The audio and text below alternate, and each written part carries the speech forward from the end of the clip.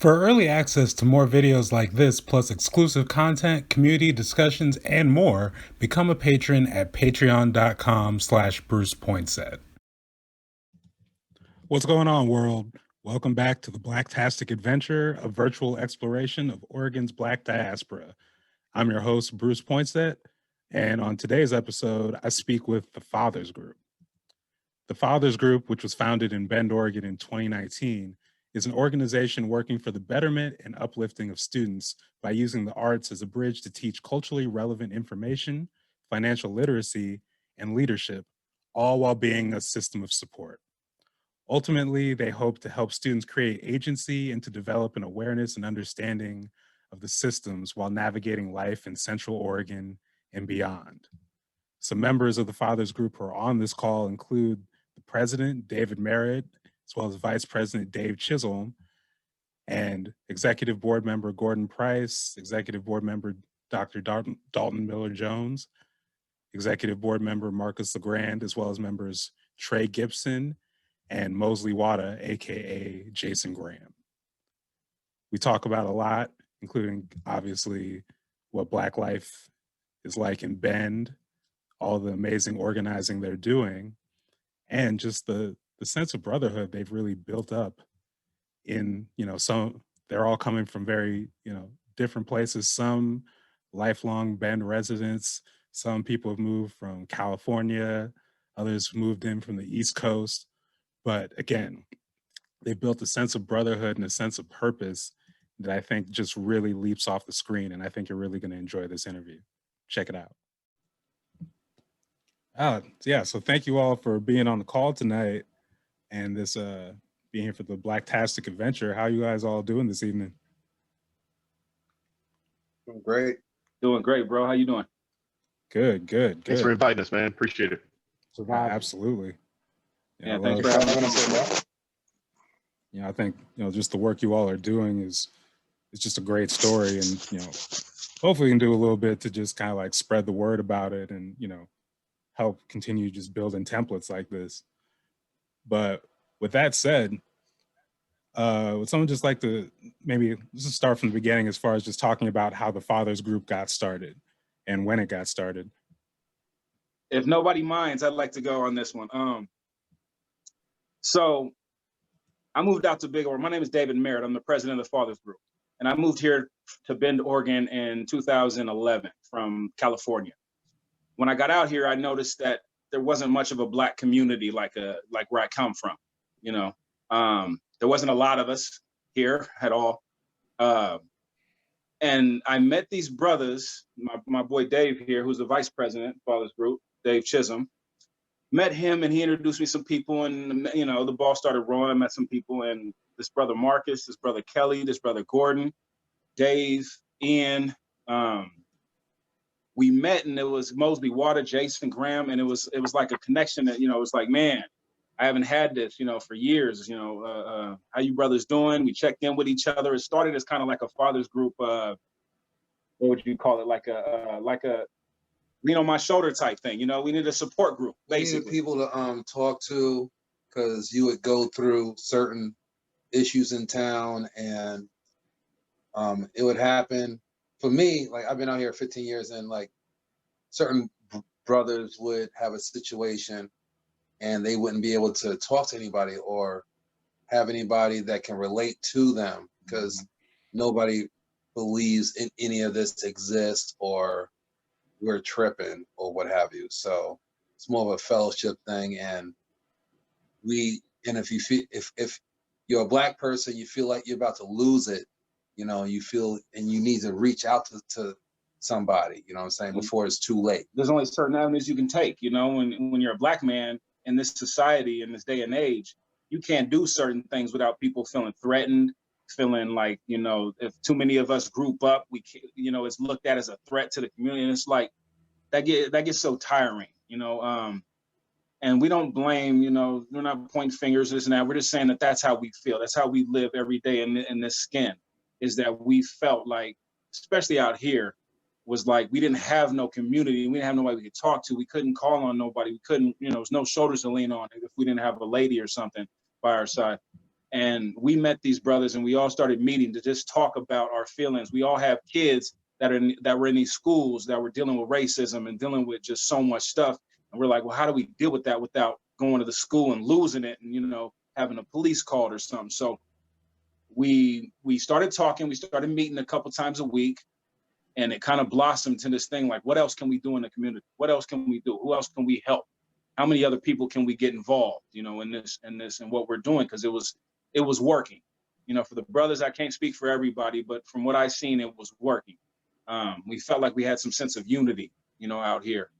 And from there, it just took off into this thing. We were like, well, okay, well, how can we help the kids and how can we help families? How can we build a better Black community out here, a better community for people of color that could feel welcome, you know? And also educate the white folks. Because like white people, they have an idea of whatever's in their head, and God bless them and shit. But like sometimes, like if you don't know the hell you fucking talking about, don't say anything. And they just gotta say something all the time and shit. So we're here to let them know, like, it's okay if you don't know what's going on. Like, we're here with you, we're working with you, and you don't have to know everything. Like, we're here together, we're working together, you know. And then it's this fear factor that people have about Black folks, and we're chill. We might be straightforward about our, you know, whatever we got to say, but like honestly, Black folks are more scared of the white people because they control everything. So, but that's a whole other podcast. One thing I'd like to add, Dave, is, you know, we got started before this year, right? So this isn't a group that came together just out of the result of, you know, the interactions we saw with the police and Mr. Floyd and everything that happened earlier in 2020. We got this together the year before. So this is a conversation that has been around, and that, again, we had started before what we see now. So I just want to make sure. Right. And kind of, you know, just to pull it back as far as like the beginning, you know, you said you came here from California, David, correct? Were you part of, like, I guess, like any sort of like Black, whether it's like youth programs or things like that, as far as like, I guess, like sort of like bringing that template to a place like Bend? Because it's something I've seen with, you know, programs in Oregon oftentimes. I really wasn't. I mean, I've always had a connection to my people, if that makes any sense to people. I've always had a connection to people, period. I'm not a person that really trips off. If you're cool, you're cool. If you're not, you're not. That's my take on people.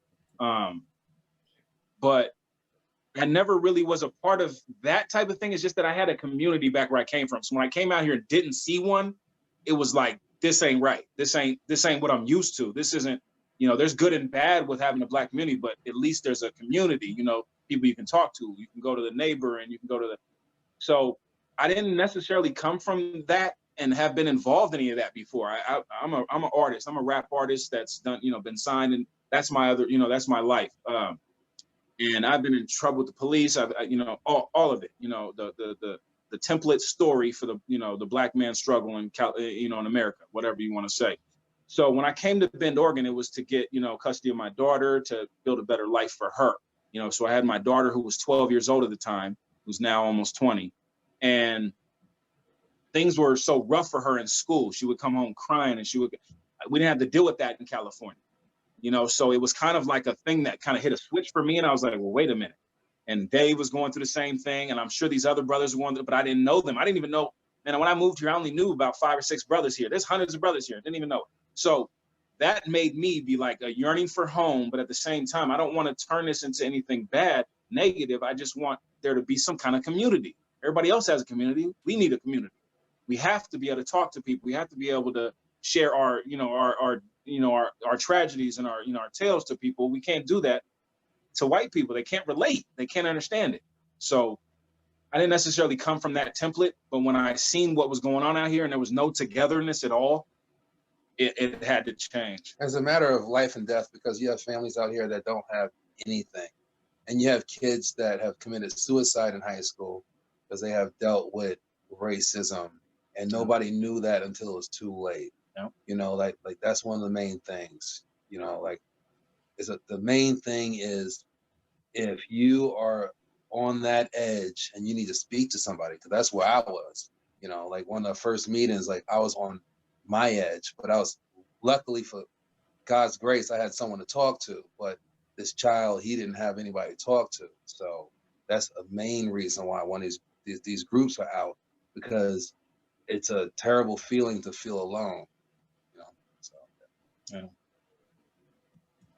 Yeah, to that point, could y'all just kind of talk a little bit about, you know, I guess and I'm overgeneralizing here, but just like Black life in Bend, and just like you all, I know it's kind of like this very like intergenerational group right here, so it's covering a lot of experiences, but just kind of talk about the experiences in Bend. I know, you know, in a previous meeting when I, you know, talked with some of you all, you talked about, you know, just how many like when there's like as far as like Black students who are, you know, adopted out here, people are in like mixed relationships, and just like some of these nuances and dynamics that, you know, even, you know, complicated isn't really a word, but just like make, you know, make the situation even more nuanced and whatnot. So yeah. Marcus, would you like to talk on that?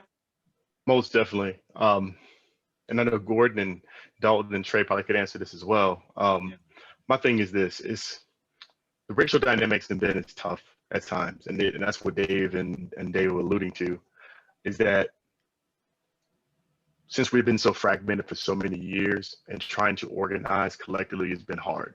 So trying to figure out exactly how to approach this and try to reach out to those students and to their families is, we know it's going to be a little bit difficult, but we know it can be done. We have figured out, hey, if we want to build and change the culture in Central Oregon, to not have students who are just adopted, you know, and they're dealing with that side, mixed race families, or there's a large population, I think it's Ethiopian or Nigerian here as well, and you have that dynamic. And then you have a lot of students who were just born and raised here, and they all spread out throughout these three counties. So trying to collectively bring all those people together and trying to make sure that you understand the intersectionality of all those different things, it makes life simple. But we are charged, and we know for this to happen, we had to come together.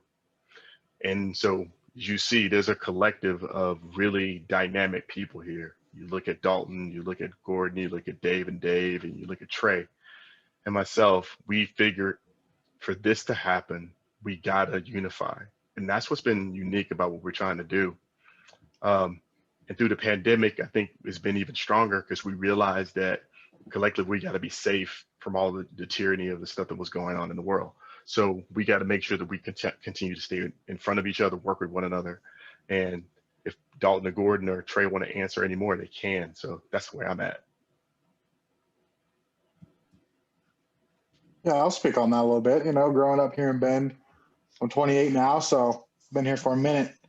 Been to like 4 different schools. You know, went to Bear Creek, Jewel Elementary, Pilot Butte, Mountain View. You know, all these schools.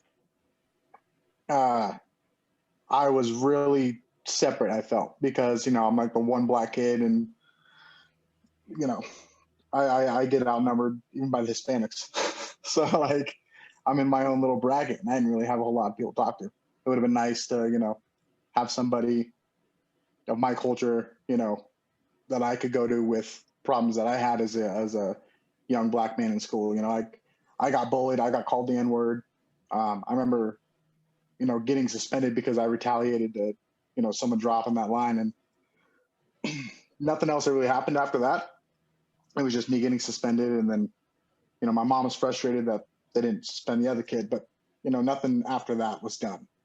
And that's why I think, you know, I'm really excited to be working with restorative justice. That's what me and Dalton have to do here at 5. I got an interview. I want to like put myself in that situation so that I can heal that situation I was a part of. You know what I mean? For all these other young Black kids out here, you know, if they're going through some stuff too, if they're being bullied, you know, whatever's going on, There got to be a place for those kids to go to. I want to help out with that a lot. So.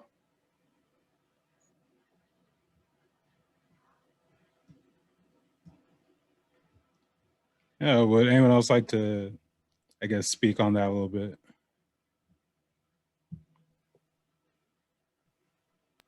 Go ahead, Gordon.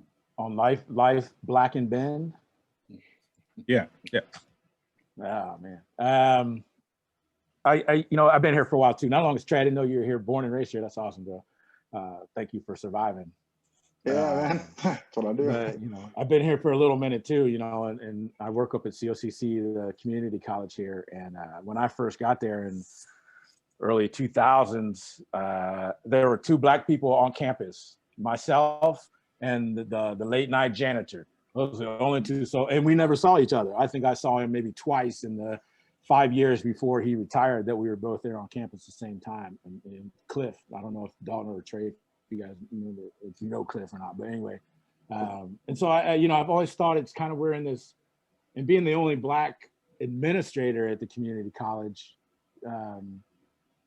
every meeting, you're the only one. And then, so it's this weird stance that we have of, you're either invisible or you stand out like a sore thumb in this community, right? We can be, as Trey said, in your own little bracket way out here, but you always stick out because you stick out, right? You can't hide, you can't escape it, right? Because, and that makes it really difficult, right? It's like 2 worlds, those 2 worlds that we walk through in here, right? And then given the dynamics of, as we said earlier, of the makeup of a lot of the families here, we're adopted students or biracial students. I mean, there's another layer of multiple worlds that we have to try to walk through in this town, right?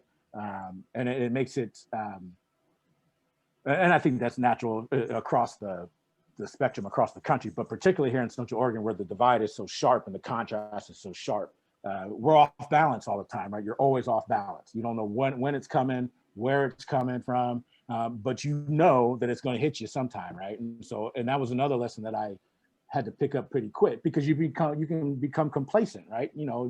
There are many well-meaning white folks. Not every white person is coming from a place of hatred or racism, but the ignorance shows, right? And particularly in Central Oregon, where there's not a diverse population, they're not as educated on what our experience is. They haven't had the chances to interact with. They mean well. Most of the time, right? But every once in a while, what happens is that the ones that don't come up and smack you upside the head, and you're like, oh, that's right, I forgot I live in Central Oregon. Yeah. So, and those happen. Yeah, and I would say it happens at least twice a year, right? That something's gonna happen. Once a week. And we're like, oh, so for some, right? For sure. I get looks every day. Yeah. But so that's something that you just have to walk with, right? You got to walk in those 2 worlds. You always got who's on your 6, who's behind you. Got to be on guard all the time. Situations you walk into, and I think that's what the key to what the Fathers Group is, and why I think we've been talking about why we know where our 6 is now, right? We know who's got our 6. We know who's behind us. We know who we can call on when we need, who we can go grub with, who we can go jam with, who we can talk to. As Dave said, I remember that meeting when Dave came in there, and I remember where he was at. And I was very thankful that he had some other brothers there to at least just listen to him, right? Yeah. And so that's the cool thing about the Fathers Group. And it's a support for us as fathers, but it's also support for the community behind us that we're trying to rear in this community and trying to raise children. Give them that understanding. Beautifully said. Yeah. Perfectly said. Yeah, that's exactly us. Man. Yeah, so that's a kind of a great jumping off point to just talk a little bit more about. I know when I sat in on your meeting last week, just looking at just the breadth of activities you all are involved in, and well, one, just how big is the group, out of curiosity? Time. I think what do we mark? It's 20 something deep now. 20 something. So I kind of handle that side. So it's about 20 deep in terms of different fathers. But here's the thing I want everyone to understand. We know we started when we did our first barbecue, we had about 30 or so black men. Imagine 30 black men in Central Oregon, and this never happened before. Without So 12 police cars. yeah, I and say, 12 I police bet y'all got cars. some looks, didn't you? Yeah, Oh, man. exactly. Oh man. Yeah.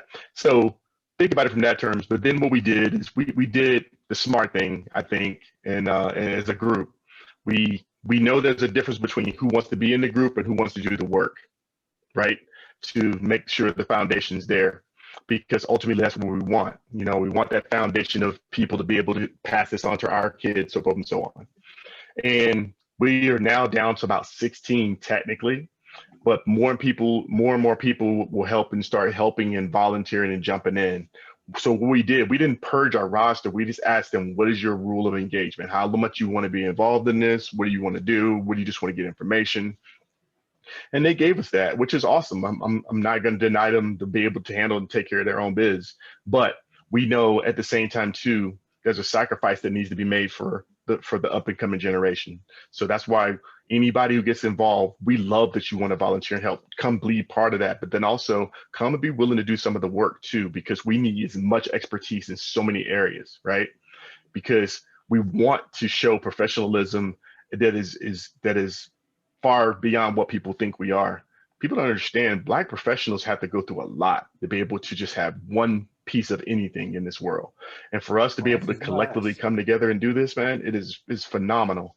So Dalton, like you want to say something on this, but we're about 16 strong right now.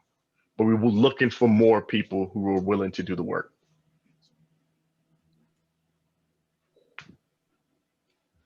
And you don't just have to be a Black male either.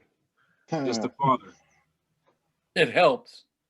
It helps, but we want fathers who understand the need and the necessity and the importance of community. We want to bring, because the families are getting torn apart, you know what I'm saying? With every day that passes, you know, with, whether it be technology, you know, the political agendas, whatever, is tearing families apart. It's been that way, especially in the Black community since what, the 60s to 70s. So what we're trying to do is build back them communities. It doesn't have to be all Black people, but we want Black people to have a place in that community. We want to be able to be Black men, Black women, and not feel shame for it, or we're threatening or anything like that. So we're trying to comes leave from a our community that blueprint. understands Black culture. We're trying to leave our blueprint in the community. Like Marcus talked about it before in one of our meetings about legacy. Like, I want this to grow one day, so when I'm dead, I could leave my position in the group to my son, and then by then it'll be even bigger. Like, this is bigger than oneself. Like, it's bigger than me, Dave, or any of y'all on the other side of the screen. Like, we're trying to create something and show people what we can do. You know what I'm saying? Like, it's not about our personal gratitude. Like, this is like for our kids. You know what I'm saying? This is what I'm in the group for. The brotherhood, sisterhood, and the growth of our community and bloodlines. Because they trying to wipe us out, straight up. Yeah.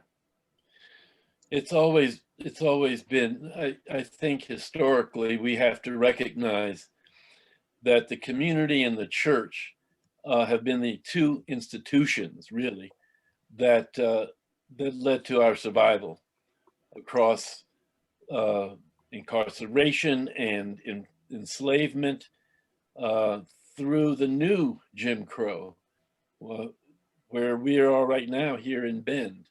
I came to Oregon in 1991 from New York City. New York. Yeah. So, so I want you all to know that I have driven back across this country 29 times. The first 20 or so was because I had to, right? Even though I'm in Portland at Portland State University, and there is a significant number of Black folks there, we did not have an institutionalized community in Portland. You understand, if you go to Atlanta, you don't have to ask where the community is. I mean, you will go there. if you are in Memphis, or if you are in St. Louis, or if you're in Detroit or Chicago, any urban community, the community has been able to survive civil rights. What I mean by that is urban renewal, Negro removal, right? We've had an assault on our institutions of community, both the economic ones and the social ones and the spiritual ones, so that there was a phase where people were leaving for suburbia, and it looked like people for Bend, right? Not only white. Now we have kids and their issues of identity. Who am I? Well, shoot. Excuse me, Dave. Oh, well, shit.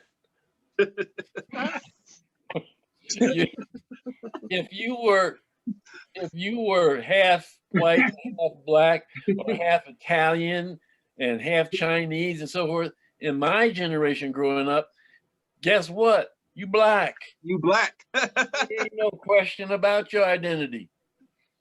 You know, that's what I'm saying. Yeah. And so now the kids are coming along and they, well, I have a choice. I can be either white or black, right? No. If you look in Bend, kids of color who are interracial have a huge set of issues. They don't want to be identified as being different from their suburban playmates who are white. Yeah. At the same time, they know they're black. They know that there's a history. They may not know the history. They know there is one. They know that the black celebrities and athletes, they're points of pride. When Joe Louis knocked Max Schmeling on his ass, I cheered as a 4-year-old black kid in St. Louis. Understand what I'm saying? You have to understand the role that the Fathers Group plays here. It's the role that groups like this could be playing all across this country outside of the enclaves. Or as my Afro-Cuban brother says, outside the reservation. I don't want to go on too long, but you understand the Fathers Group is playing an absolutely foundational and seminal role in helping black and white kids understand something. And that is black identity, black culture built this damn country. Everything that we have achieved in the arts, music, and so forth is Negro etiquette. out of our Negro community. etiquette. Straight So up. we have to be ready to arm our kids for the onslaught of this Eurocentric, power-focused culture. That's what we're up against. And we're about trying to do that in an honorable, authentic, and prideful way. Well said, Dalton. Hey. Well said, brother. Yeah, and to that point, you know, I like that you brought up the church as far as just like the way it serves, you know, for lack of better terms, almost like a wraparound services and just like all these different facets of the community. And I think, you know, again, with what y'all are doing, just like, could you talk a little bit more about, you know, just some of the, just the wide variety of kind of like activities you're doing? I know you talk about, you know, having a meeting about half hour for restorative justice, but yeah, can you just talk a little bit about the different things you all do in terms of your services?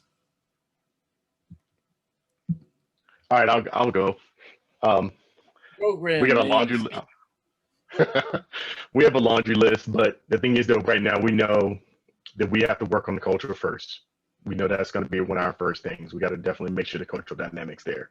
Number two, we know we need to be a system of support for our students, right? Any activities that we are part of, we're going to know we're going to be a system of support. And lastly, we want academic achievement. That's the thing we're looking for our students, and through entrepreneurship, through arts and entertainment, anything that we're looking at doing. So we started first and went, okay, we need a program. Most of us had this in these major enclaves that we came from. We had an after school program. You can call it the Boys and Girls Club, you can call it whatever. But basically, we had a place we all could go and unify and work together. So we're trying to build that same thing. You know, rhythmically, you know, that's how we are. That's how we flow. We have that African flow with us. So guess what? That's the way we're going to try to approach this. You know, we're going to start by first doing some sample classes with some of the different forms that we're going to have here in Central Oregon. We're going to be a part of those, be able to facilitate some of those classes. Next, in the summer, we're going to have a summer program where we have a week-long program for just working with different facets of not only the African diaspora, entrepreneurship, entertainment, whatever, just to have the students be able to be a part of classes. And in the fall, we're going to roll out a whole program. So we're going to roll a whole program where students can be dropped off once we find our location, which I'm hoping is going to be downtown because I wanted to be in an urban setting personally. But then at the same time, in the fall, we have classes that the students can come throughout the week. You know, we're going to start having where we have book reads. We got a lot of stuff in our brain, but we don't want to go too far because we don't want to overstep our capacity to be able to be effective, right? Other things we're looking at doing down the road is like with small business, getting help for those businesses, know how to start those businesses and getting funding for that, okay? Other things we're going to be doing is working with police reform in the sense of not only helping with the hiring process, but also when they have their trainings. Let's talk about cultural sensitivity and what we can do.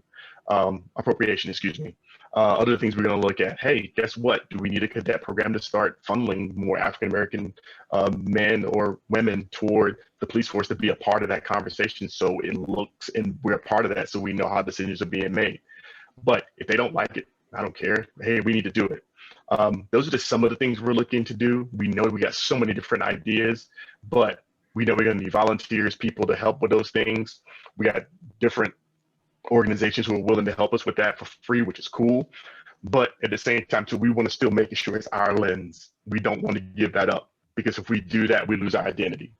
And really quick, before I go, I want to piggyback on something Dalton said at the end. We all come from these different places, right? And I've said this before, but I don't know if anyone remembers it or not. I say it this way.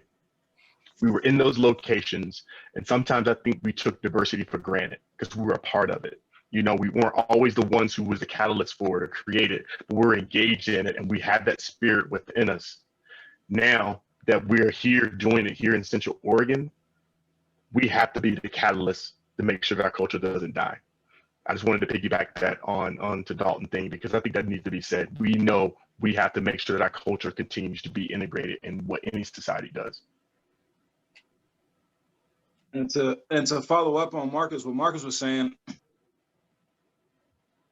we're, you know, besides the wanting the Black community, we want to help our children and other children so that when they're in school and they have disagreements, it's not over race, basically. We're trying to take that out of the equation. So if we can provide enough information and provide enough, you know, stories or whatever it takes to reach people, then we can change that whole culture. I mean, we can completely eradicate that. Because if you take the you know, people are only upset and confused and mad at what they don't understand. So if you allow them to understand it, we're hoping, not everyone, this is not 100% cure-all, but we're hoping that that understanding can take some of the mystery out of it, can take some of the whatever out of it, and you can just go to normal life and you're arguing over, you know, tether balls or dodgeballs, whatever the kids are doing at school. So we are trying to change a complete culture, a way of life that we had to endure, that we had to grow up in, and we don't want our kids and our kids' kids having to grow up in the same, you know, do the same things. My mother had to deal with them. My grandmother had to deal with it. I don't want my daughter to have to deal with it. I don't want her daughter or her son to have to deal with it. It'll be a great world if you could wake up one day and not even know what racism is, but you would have to go back to when you was like, for me, it'd be like 86 when the Mets won their last World Series. I was like 10. You know what I'm saying? Like I didn't know racism back then. I'm just worried about G.I. Joes and Transformers. Like that would be dope if we could just get to the point where people don't even know what racism is. You know what I'm saying? Because racism, like people was raised, like they were slaves for like 300 years. People are born into slavery. That's all they know. Now we can like reverse that and have 300 years of not even knowing what slavery is. That will be an accomplishment, I think.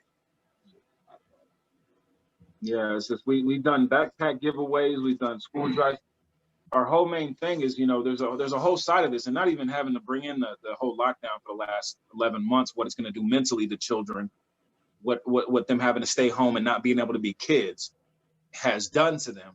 That's, that might be, irreversible in some cases. But as Dave said earlier, we've lost people we know, their children have committed suicide, because, so it's like, that stuff shouldn't happen, especially over what color you are, and I know a lot of kids, my daughter went through it.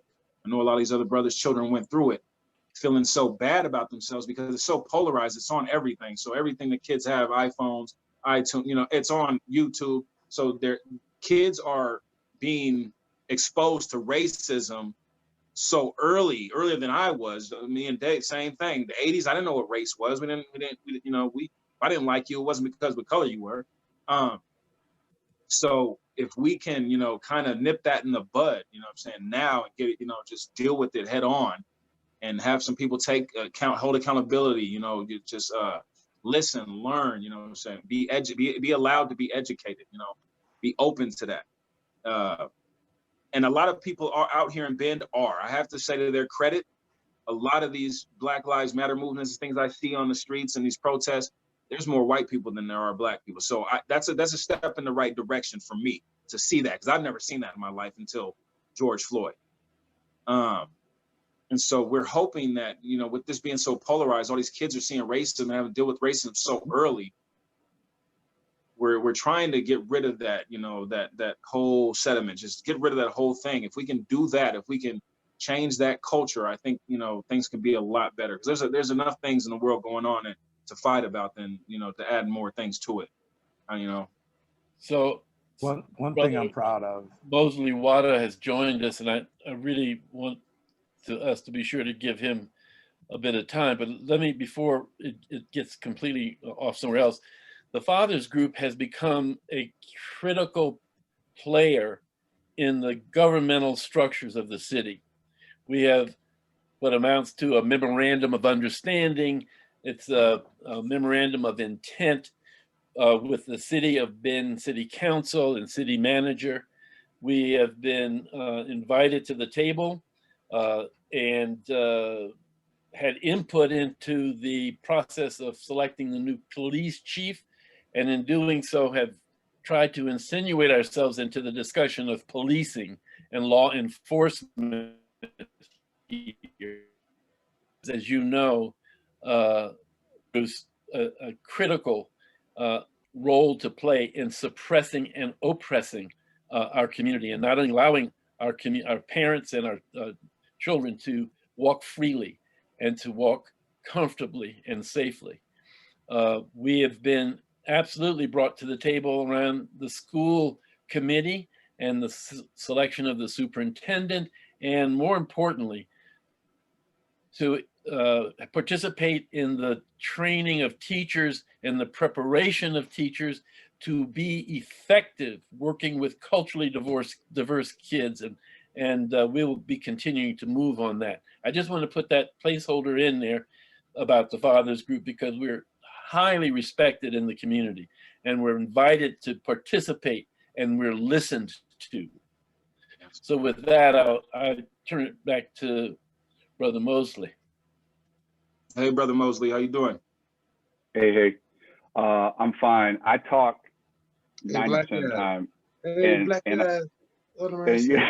and I listen like 10, but Gordon listens like 90% of the time, and then he speaks 10. So if Gordon was about to say something, we probably should shut up. I did just want to say, I was, Jason, I love you. Thank you, sir.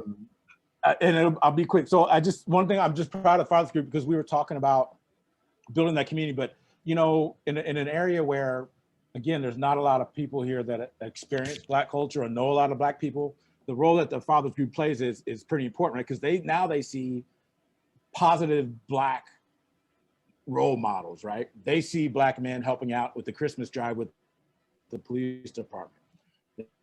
They see the Black men out giving away backpacks before school starts, right? They see Black men acting as welcome mentors, welcoming people of color to the city, right? You know, and engaging in that sense. And so that's changing a look at how we're looked at in this country, right? And how I would guess 75 of the people that live out in Prineville see Black people, right? They see us on the news, they see us doing this, that, they see us dribbling the basketball. They don't see us handing out backpacks. They don't see us doing that. Right. And so I think that's part of what the Fathers Group is trying to change too, is that just that, again, to white people, that we are not just what you see on the news and what you see in the media. We are fathers, we are family members, we are building this community. Exactly. So, thank you, Jason. Preach. Crush that stereotype. Crush that stereotype. Still lit though. Well, I apologize for being late. I'm glad that this was going. Not to perpetuate stereotypes. Sorry for being late. No problem at all. I will say I have noticed there has been, and you know, again, I don't know if this has been said already, but Dalton was saying, well, I've heard it already, but it is something to note, to the credit of this community, how hungry it is, well, how welcoming it is now that there has been a paradigm shift to the kind of education, re-education that's necessary, as different than just being ravenous for a culture that it wants to consume, tear apart, and try to like see the insides of it, right? Like you see that in a variety of cultures that are oftentimes relegated to the shadows and the taboo and like whatever. We want to rip the thing apart and try to understand how it works after it's been totally decimated. This is different. This is seeing people as people. This is re-educating, but in a way that is unique to Oregon and is unique to Bend. This is in Central Oregon. This is happening because it isn't like in Atlanta, for example. The landscape here is just, the racial landscape here is just different. You have to interact in a different way here because this was a no slave state and a no black zone, no blacks here as well. So we are delayed in a way that right now seems to be, in a sense, to our advantage. I've also really appreciate the folks within this group who have continued to do the work past the immediate trends, right? Like, you know, there's a lot of very boring administrative emails and meetings and things that happen that it has nothing to do with being seen publicly, that is happening within Fathers Group, that is testament to how long it's going to last and how it's going to become part of this community from the soil up. And I don't necessarily know what other organizations there are, or that is to say that the organizations that are doing that right now are the ones that are going to be, in being generationally minded, are the ones that are going to have the greatest impact.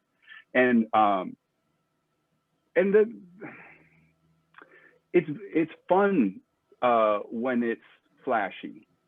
I was so suspicious of the protests when they first happened here in town, not because I didn't believe in the heart of the thing, but I wasn't sure how many of those folks out there were interested in boosting Instagram account numbers or whatever. And obviously, you know, obviously it can't about that. And I think it's important to be skeptical and critical of I'm very critical of myself in this way in terms of my participation with whatever group I'm in, because the responsibility that it takes to not only conceive of the thing, but carry it forward. Now I'm just thinking about like Lawrence Fishburne and like Boys in the Hood or whatever, but it is that very much is a very different thing to be able to conceive of an idea versus being a father all the way through from the seed on. And that's what's happening with this group, right? Like that's why there's so much interest in Fathers Group, is because it's a much more mature approach to the kind of revolution that has been unfortunately over romanticized. Yeah. Well, it's actually, we're getting the work done. You know, we're meeting with people, we're doing all these things instead of just holding gatherings and yelling and holding signs. And, you know, we're actually meeting with the people that can actually get work done. Yeah, because I mean, you got to understand, this is not a predominantly Black area. And so I know for me, only speaking from my eyes, coming from a place like California and a place, you know, the Bay Area, where it's predominantly Black and Hispanic, it just was like, okay, this is different. What are we gonna do? How can we maneuver and do this in the right way, say the right things, be, you know, look the right way and talk the right way? And so that's, we always, you know, Black people always have to do that. Every time we talk to somebody, whether it be police or a lawyer or, you know, anybody of a different color, we have to kind of downplay ourselves. We can't be ourselves, you know? And so that was one of the main things that struck out to me when I went to the meeting. And I was like, look, we got to do this. Everybody was like, Dave, what are you talking? We just met, you know, it was crazy. But it was like, I just feel this power, this energy. And if we can, you know, convolute this whole area with that, it could change the game, you know, because I mean, people don't know, people don't understand. And so it's just, we've seen so much stuff. And it's like Mosley was saying, it's just, we can't, you know, it's not a predominantly Black area. We don't have a lot of, there wasn't a lot of help. So it's like, we have to keep going. There's Marcus, and I can name all the names. We all just was like, we have to keep going, because if we don't do it, it won't get done. And then we have to, as Black men, we have to deal with white men being jealous of us. You know what I'm saying? Because we are attractive to their women. And that's another thing. Like, usually it goes back to high school and your fights are over chicks. And it doesn't change. I don't know how old you get. I don't know if it stops. Like Dalton, let me know if it stops at a certain time or whatever. Anyway, but on the real tip, but on the real tip, we actually have to deal with that. Like, I have dealt with it. I've been out here 15 years, and it would suck for my son went to jail over some shit. So that's something else that we need to make our kids aware of, is that you come out here and it's all good, and then it's not. You're the first one that you'll be the fall guy. These women out here, Lord of mercy, I'm not going to say anything else, just leave it at that. And then it's problems, and our young men, they need tools. You know what I'm saying? Because we have too many brothers in jail over stupid crap. You know what I'm saying? And the last thing a brother needs to do is be in jail over, you know, some domestic crap. You know what I'm saying? Like, and that's a real thing out here. Like, we have like, that's for real out here. Dealing with the white woman and the Black man, and then the white man and the Black, all that is all bad. Like, that's a real issue. And yeah, that's what, you know what it is. It's almost like Bend is it's a state of acceptance, but they just need more understanding almost. You know what I mean? Because it's like growing up here, it's like what Dave said. I had to. It's not like I came from somewhere, so I had to change my demeanor. I kind of just grew up and developed my own demeanor being around here, and I do see it's way different. Like, my demeanor as a Black man is way different from other Black folk that I see, and it's like, because they actually come from culture. You know, I definitely see the difference there, and it's just a lack of understanding and education, I feel, and that's what I really want the Fathers Group to succeed in, and that's why I really want to help in. I want to set the tone for, you know, this is who we are. You know, we're not the stereotypical Black men that you see on the TV. This is who we are, type thing. We're here to help. We're here to educate. We're here to. That's what Trey and other people bring to the group, is that we can't all understand how Trey grew up. So it's like, it's a multifaceted thing that Black people and when I say Black people, I mean, if you're mixed, if you have Black in you, you're Black. As far, like Dalton was saying, if you have Black in you, even a little bit, you're Black. And so for Trey, it brings a whole nother dimension to the thing, because it's like, yeah, we have all these things to deal with, and then Trey has both sides to deal with. you know, and so we just want to, if we can, like I was saying earlier, if you can just eradicate that whole race thing and make it just about people based on principle, based on morals, based on ethics, based on how you conduct yourself, this world would be a whole better place, a whole different place, you know, because there's stupid, ignorant people, and then there's intelligent people. But if we're just all people, then we can worry about more, you know, more serious, you know, nature things. So yeah, it's huge. Yeah, it's huge. It has the potential to be, you know, huge. Well, what was the question? The question was life in Bend for a Black man. Oh, okay. Yeah. I believe that was you the got last that? question.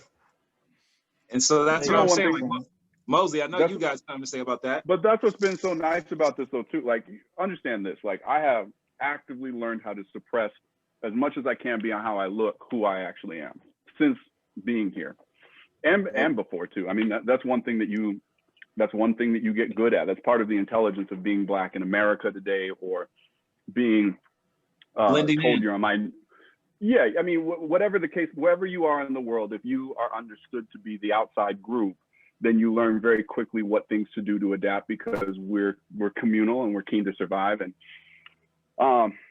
it's only recently that I personally have had this, have been able to interact with Black folks on a more than regular basis in person in my own community. Most of my life has been spent trying to adapt to people who believe that they are white and in the white culture.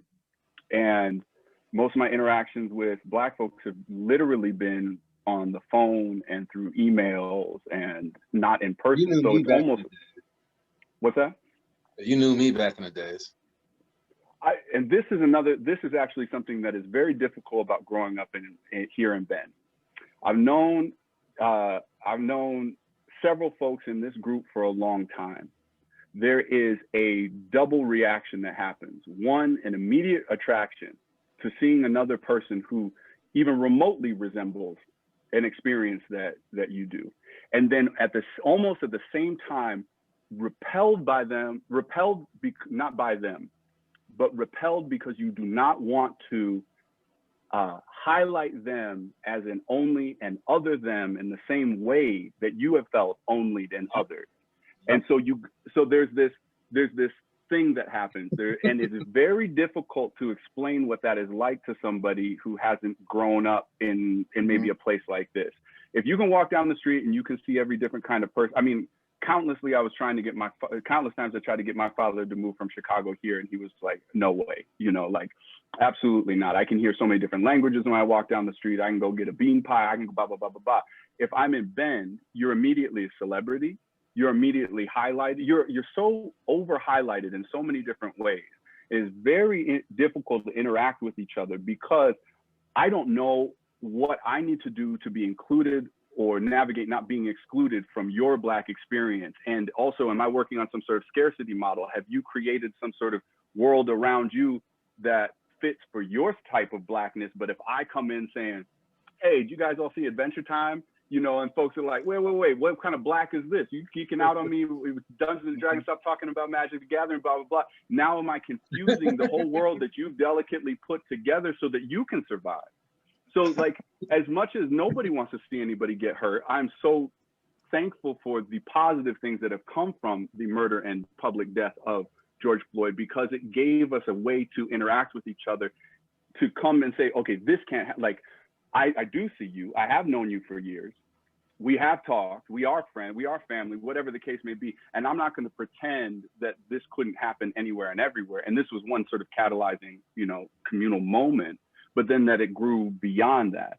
But that's been a real frustration with anybody. And we don't have a nod. We don't have a culture here in town. When you see Black folks in Bend, Oregon, if you try to make eye contact with somebody who's Black in Bend, especially if they move from somewhere else and they're just freaked out and you can see it on their face, they just will look through you often. And this is a stereotype that holds, or they'll look away, or you just ghost each other. It's not the what's up. You don't get a little yes. Or you I don't just get walk up to them and shake their hand personally. I just walk right up to them. It's I awesome. take off my mask and I just breathe real quick. No, that's not even fun. That's not funny. That's not funny. I have to. Can't be touching people. I just walk up to him like, fuck it. You're real. That's real though. That's every time I see a black person I don't know, it's like, where's that? Hey, how you doing? Where's that? I see you. Yep. Throw the fist up, throw the deuce or something. It just Yep. But you're right. We We don't saw have that a a lot handshake. at We don't have a nod. CC. Sorry. You're right, because when I came out here, that's what I felt. The looks and everything. It starts making you feel like it's hard to. You're right. It's hard to explain. You can't be No. seen as something without everybody noticing, because all eyes are on you. Because Everywhere you feel I walk, obligated to talk to other black people. 'cause Yeah. they're black. because especially where I'm from, you feel obligated. Like, hey, what's up? How you doing? They're like, but you, like you said, that makes so much sense. You get put in this little bubble. You don't even want to. It just forces you in this little bubble, and then you're like protecting that. You're protecting that bubble from all these needles trying to pop it. You know, like, hey, brother, no, back up, back up, back up. It's Hey, I gotta go to this other event, but let me tell you that if there's a signification there when you see a brother and you go, or a sister, and you give the nod, and they look right through you and walk away. That's a whole story that you already know. Yep. All right. Hey, Bruce, thanks for having us in here, but I got to go to the next set of interviews, bro. Thank you so much. Yeah. I'll see you in about 30, brother. See you, Trey. See you, dog. Okay. Yeah, so I want to be respectful of everyone's time. I know a couple of y'all got to hop off. So I just got one more question for those who can stay on, which is, what do you see, going forward for the Fathers Group? Can I go real quick? Yeah, please do. About the nod, Jason, I'm with you 100%, but that's what we're trying to build. We want students, families to be able to have that ability, be able to know what that culture is, right? And Jason brought up a great point. I don't want to have to look through each other. I want to be able to, when I see a person of color, I want to be able to be like here or here or here or something that they know, hey, we're unified in what we're trying to do. And we're just trying to teach students that, because the last time I was on campus, Gordon and I worked together at COCC here, Central Oregon Community College. And I had a young brother who was a freshman. He was walking towards me and I said, "What's up, young man? What's up, young blood?" He jumped out of his clothes because no one has ever, no one has ever acknowledged him. Not just as a black man, as a person, you could tell. Because every time I saw him, he always had his head down. He didn't have his head up high. We all have been taught in our community, in the black community, hold your head up, be proud of who you are. Don't ever let anybody tell you something you're not. Students of color have been able to have to push that inward or somewhere else. We want them to bring that out. We want to bring the authentic person of who they are with the African spirit that we know they have inside them. We want that out. Because they know me. These guys know me. They know I'm pretty soft-spoken for the most part, but they know Nat Turner is right here in my heart, because I'm looking out for every person that wants to be a part of something special, right? And if you can't do that, do me a big favor, move out the way and let us partake in what we want. And that's basically building a strong foundation for not only the African-American men who were sitting on the screen today, but for the ones that's going to come after. And that's what the Father Group's all about. And if you can't feel that energy and want to be a part of that, step aside. Let us do our thing, because we know who we are, not only as men, but as people in this world. And if you try to deny us that, we're just going to walk right through you.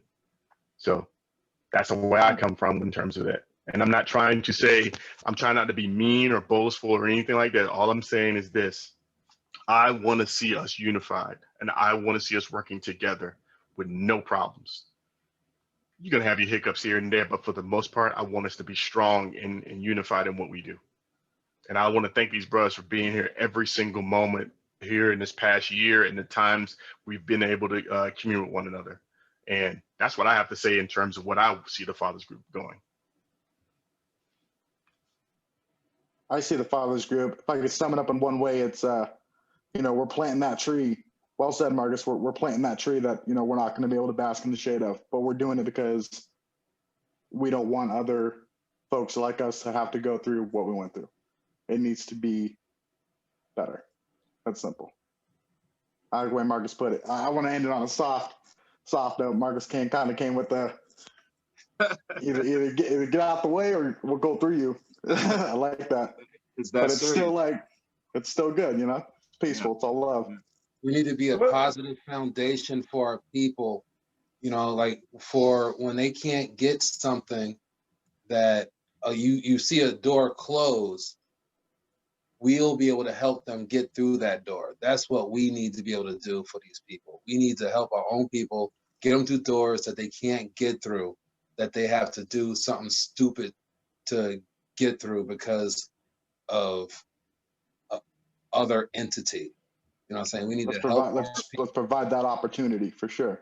Yeah, because I wasn't taught. I didn't, you know, I wasn't taught. I was raised in my mother raised me, stepfather. I never met my father. We weren't raised to know what politics was. We weren't raised to know what financial systems were. We weren't raised, I didn't take any of those journeys to be a doctor or a lawyer. What we seen was what you emulate as a kid. And what we seen in our communities was drug dealers and, things like that, and going to jail, and father being separated from his home, and the kids, not knowing what to do and how to act and how to be and how to. So what we're trying to do is, get rid of rip that whole plan up. It's almost like when Black kids back in the Western times couldn't read. They took away just that simple knowledge of reading. Like, we take for granted being able to read, you know what I'm saying? But there's a lot of kids that don't know about how to get to colleges, certain avenues to colleges, programs, grants, this, that, and the third, just because they don't know, because maybe their father's not there and they have to raise their family. So they're home. Like, we don't want these kids to be 15-year-old, 30-year-olds. You know what I'm saying? We want these kids to live their life so we could better ourselves and have the same avenues and opportunities that everybody else has. Yeah. We want to build that foundation for people of color. We want to build that foundation and have it be accepted by the rest of the world. We want to build a foundation where our kids are taught necessary things on how to survive in this world. Because we're not taught that. I wasn't. I mean, I was taught things, but not everything that I needed to know. No. And too much, we fall short.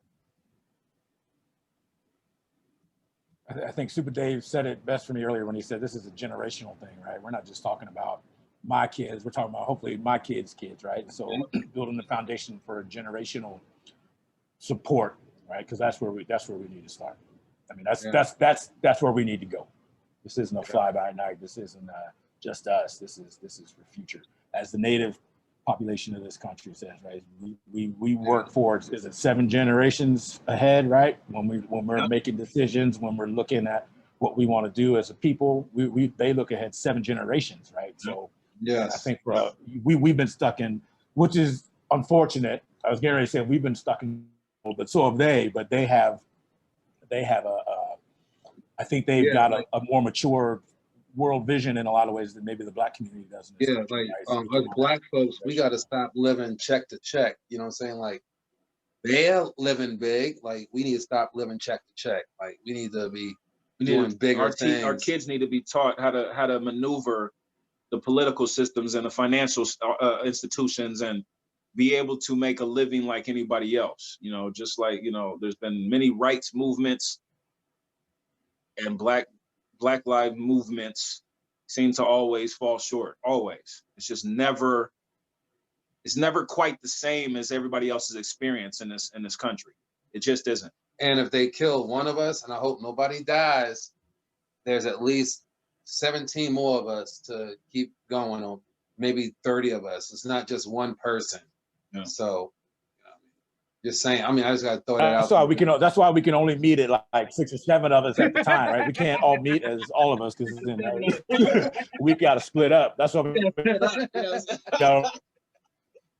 It's that They undercover can't operation. find all of us at one time. That undercover operation. You know what I'm saying? Just saying, man. Just saying. But no, that's. I mean, it's sad, but yes, that's what we have to do. We have to change the whole culture, man. I mean, not change our culture, but change the culture that is taking root in this institution, this country. This, it's just it's not correct. And we can't get infiltrated by the bullshit. Yeah. Yeah. It's hard work. It's a lot of work. It's hard work. But, It is. but I'm determined, and I know everybody that on this call has been determined to keep moving forward. So, and on that, I must leave you, brothers. Yeah.